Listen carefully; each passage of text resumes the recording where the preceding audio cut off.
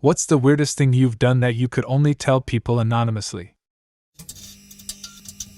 Once I got off the subway in NYC and I was super early for an appointment. So I picked a random guy and just followed him on foot for like 30 minutes, pretending I was like a private detective or something. Always kept about a half block behind. He turned this way and that, and eventually went into a building I had lived in 9 years earlier. It was weird, and so was I. Stole over 1,000 wafers from church because I really liked the communion wafers and didn't know where else to get them. I felt really blessed and cursed for a long time. And after eating all of them in a single sitting, you took a holy shit.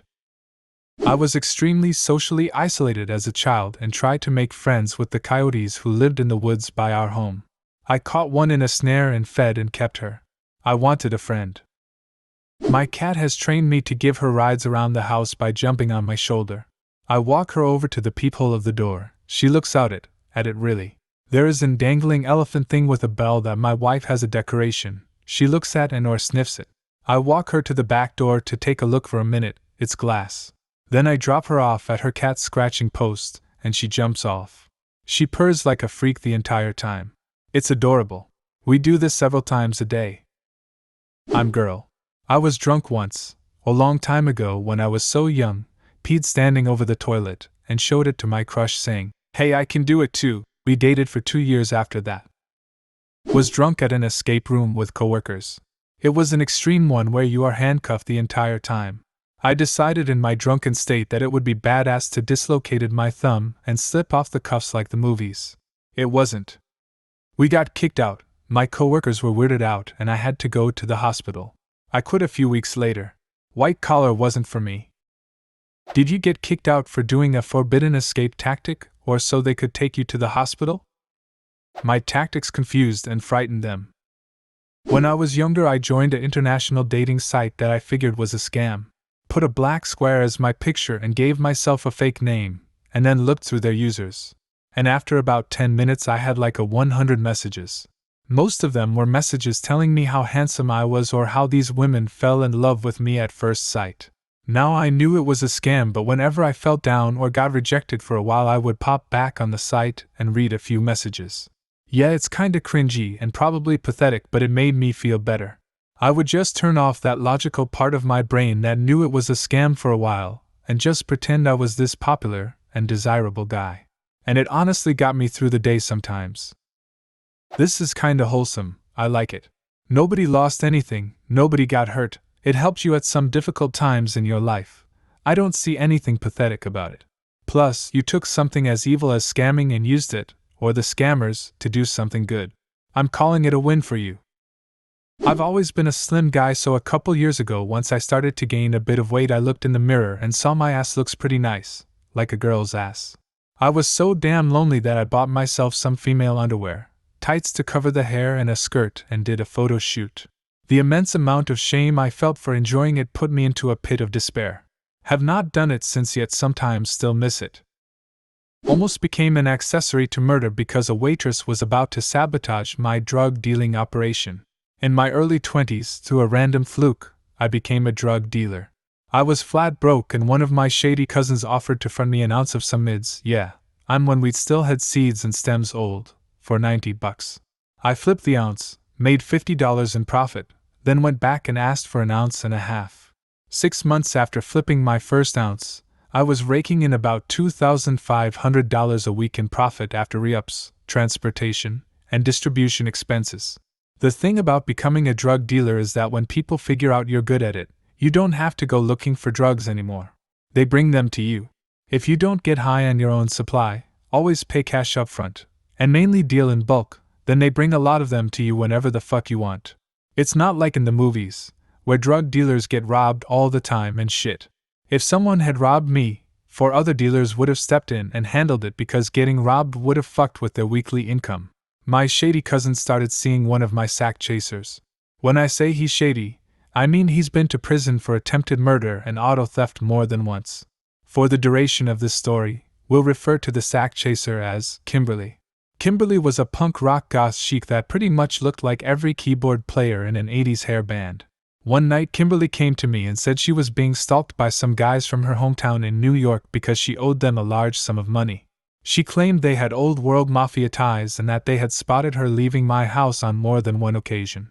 She said she was in fear for her life and contemplating going to the police.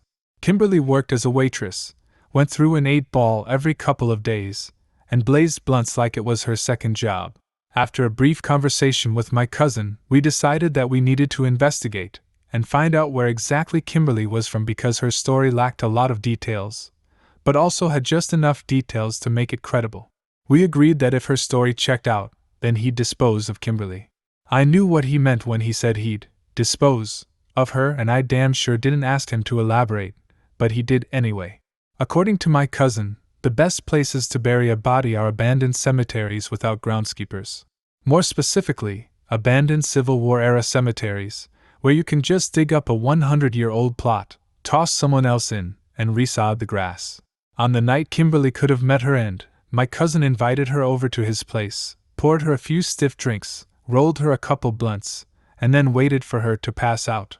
The minute she was asleep, he grabbed her keys, picked me up from my house, and then we hightailed it over to her apartment. We searched her place from top to bottom. I found an old high school yearbook under her bed. We flipped through it and quickly figured out she wasn't from New York. She was actually from bumfuck Oklahoma. We rifled through her closets, cabinets, and anywhere else you could possibly think of, and even looked under her mattress and couch cushions. We finally figured out what was up when we opened her medicine cabinet.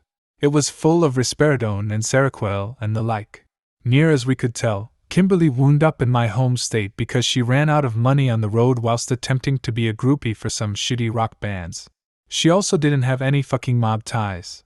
She was just some hillbilly girl from Oklahoma with poorly treated schizophrenia, which her habitual cocaine use probably exacerbated. The story ends with us cleaning her apartment and wiping it down so as to not leave any fingerprints or trace evidence that we were there. We figured it was only a matter of time before Kimberly's apartment was a legit crime scene, and we thought to err on the side of caution, because the bitch was seriously crazy. My cousin took me home and then went back to his place and went to bed. Kimberly woke up on his couch the next day unaware of how she almost shared a cemetery plot with a son of the Confederacy. I get really awkward and self-conscious outside alone, but really wanted to watch a movie in the cinemas and boyfriend had no time to accompany me. Guess what? I went there alone, bought the tickets, watched the entire movie laughing, and came back home like I did nothing. Still one of my greatest secrets. I write Guardians of the Galaxy fanfic. My favorite author in the fandom likes my stuff. It's so much fun, and I wish I could talk about it with people IRL. When I was walking to school one morning, I saw a kid, 7 to 8 years old, kicking a dog.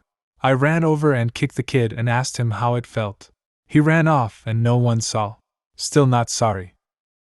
I didn't join the military out of patriotism, rather out of desperation and depression. People thank me for my service, for being selfless to the call of duty. I haven't the heart to tell them it was my most selfish decision. And during that service I've taken more lives than saved. I was a Navy corpsman. In process of trying to save a life, they died. My fellow soldiers always reassured me I wasn't to blame, compound with my desire at the time to die. Frankly, I was just dumbfounded my wish wasn't granted when I wanted it. I always thought as I closed their eyes, it should have been me. Be reassured I do not think like this anymore. I joined because I was really close to ending up homeless. So I also joined out of desperation. To be fair, it really did help me. It was a huge weight off my shoulder to not have to worry about money anymore. Not saying I was making bank or anything, but all the essentials are paid for. You always have a place to sleep and food to eat. I am actually pretty close to getting out now. It's kind of a scary feeling because that giant security blanket will be gone. But I think part of that fear will keep me motivated to move on to better things. Started compulsively keeping track of things in notes. Books I'd read, outfits I'd worn, legs of flights I'd taken. I was trying to space out my hair washing, so I even started tracking that on a calendar, and ended up tracking it for 7 years straight. I've been to a nudist resort multiple times and a nudist beach a couple of times. I love it. Too bad all those places are 5+ hours from where I live. I had just graduated high school and was working for my uncle doing some home improvement projects around town during the summer. I was living with him during the work week as my home was about an hour drive away. Anyways, I got very drunk playing battle shots at the state fair one night that summer. Got a responsible ride home. I was in the basement where my room was but had to piss like a pregnant race horse. There was no bathroom in the basement, and the only one in the house was right next to my sleeping uncle's room. It was late and I didn't want to wake him up. Well, I found his cat's litter box in the laundry room. I took without a doubt the longest pee of my life into that litter box. I probably should have buried it, but I didn't. I went to bed and woke up in the morning to my uncle yelling, "Jesus Christ, Sparky!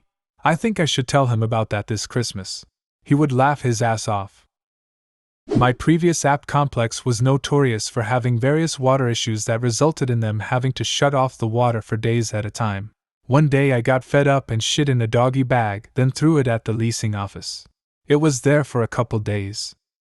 Hold on, I gotta switch to my even more anonymous account for this. Do you have a similar story? Leave a comment and subscribe to the channel if you want to see more videos like this one.